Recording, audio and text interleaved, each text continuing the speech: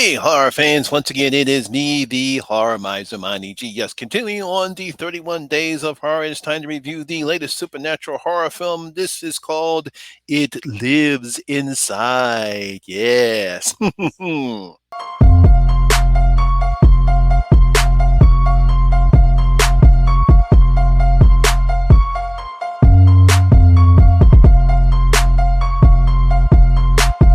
Don't fuck with them hoes.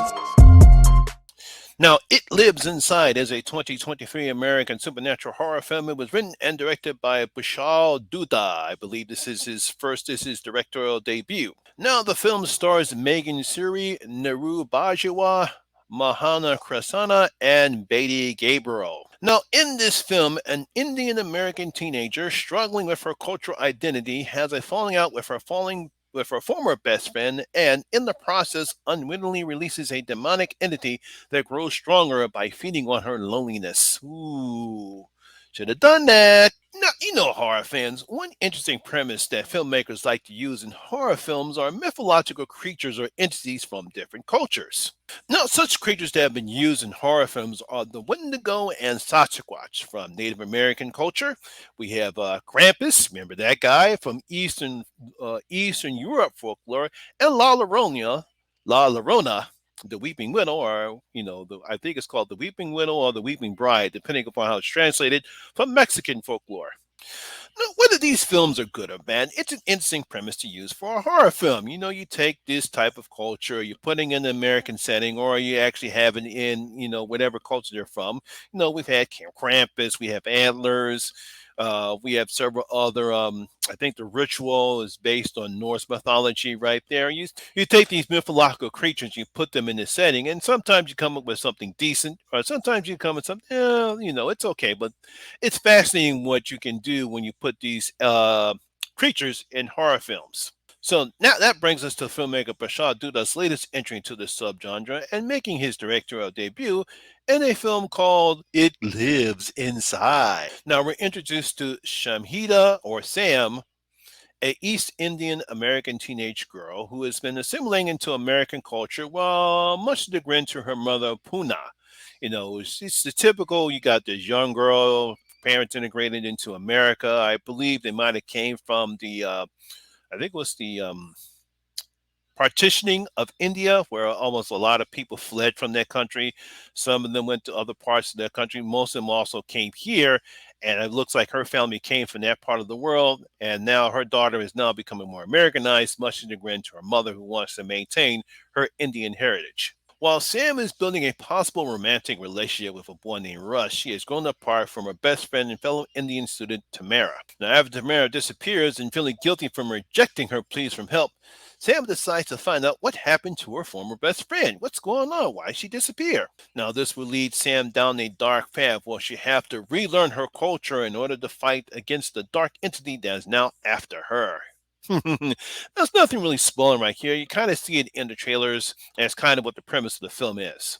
Now, I really must give Bashar Dutta credit for using a mythical entity that really has been seen in Western audiences. I'm pretty sure that this creature, I think it's called the Bashar, probably has been seen in more in Indian films, or I know they make horror films. I'm pretty sure it's been used, but we really never saw this type of entity in Western audience, or especially here in the States. Now, as I stated, the Basha, based in Hindu and Buddhist mythology, is a malevolent demonic entity that feeds on negative energy and basically just sucks your soul. Now, we have seen other mythological entities based in Middle Eastern cultures. I've never seen this one used in a horror film before. I researched it, and like I said before, we've seen gens and other mythological entities or creatures based in Middle Eastern cultures, but nothing based on the Basha.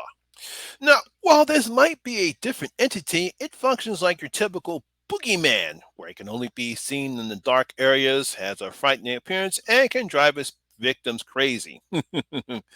Now, I will give Duty credit because he does a good job in creating the type of atmosphere you need for a film like this. You start to feel the tension and suspense by the time the second act begins. It does take some time because we're building up characters. We've seen how Sam acts. We see her relationship with her mother. Her father's a little bit more acceptance of her Americanization, but her mother is very more strict.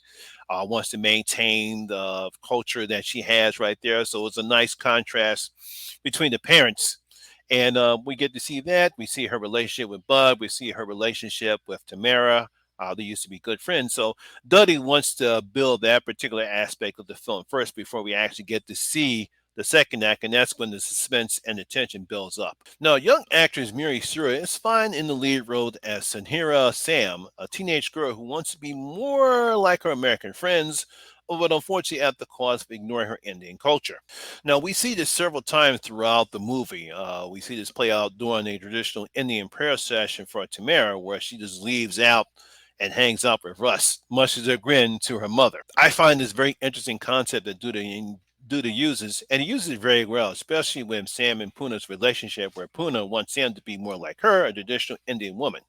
No, I really like the relationship Sam has with her teacher Joyce, played by veteran actress Betty Gabriel. They have great chemistry together, and Joyce seems to really be the only person who really wants to help Sam, especially when the entity starts attacking Sam. She's sort of like a mentor to Sam, somehow that gets her integrated into American culture. And I love the relationship they have with each other.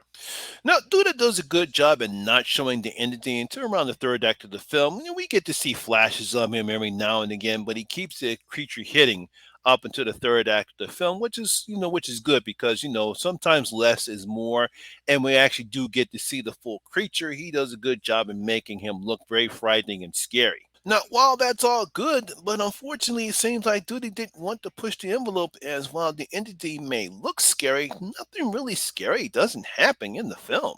I mean, don't get me wrong, we have some suspense moments, we have some frightening moments in the film, but when you're trying to create something new in this subgenre, you want to get the horror fans excited, and while we do have some moments of dread, it's not enough that would make horror fans really enjoy it. I mean, it's like, okay, that's good, I'm waiting to see more and more, but it's not good enough. Something's not there.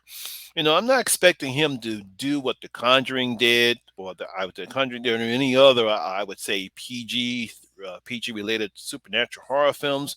But with this film, it's good. It's just not good enough.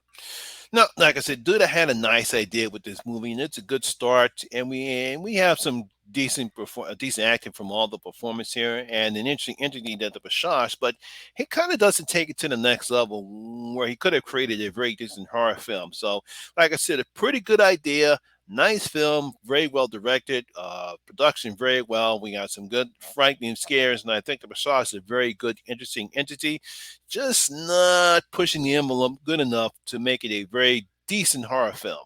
So I'm going to give It Lives Inside only 2 out of my 5 Bloody Gold coins. Like I said, love the acting, love the idea of the entity. Like I said, we do have some frightening moments, but it just doesn't push the envelope enough to make it a decent horror film. So only 2 out of my 5 Bloody Gold coins. So there you have it, horror fans. That is my review and video of It Lives Inside. I hope you did enjoy it. And if you did, please give me a thumbs up, like, and share because it does help out with the YouTube algorithm. Have you seen It Lives Inside? If you have, what do you thought about it? Leave your comments in your comment section below and tell me what you thought about the film. Also, if you're new here, please hit that subscribe button. Ring that notification bell. That way you'll be notified anytime when I put a new video such as this one. Once again, my name is Lamont Smith, better known as the Horror Miser Monty G. And always remember that horror rules. Now, see you in my next video. You guys stay safe out there.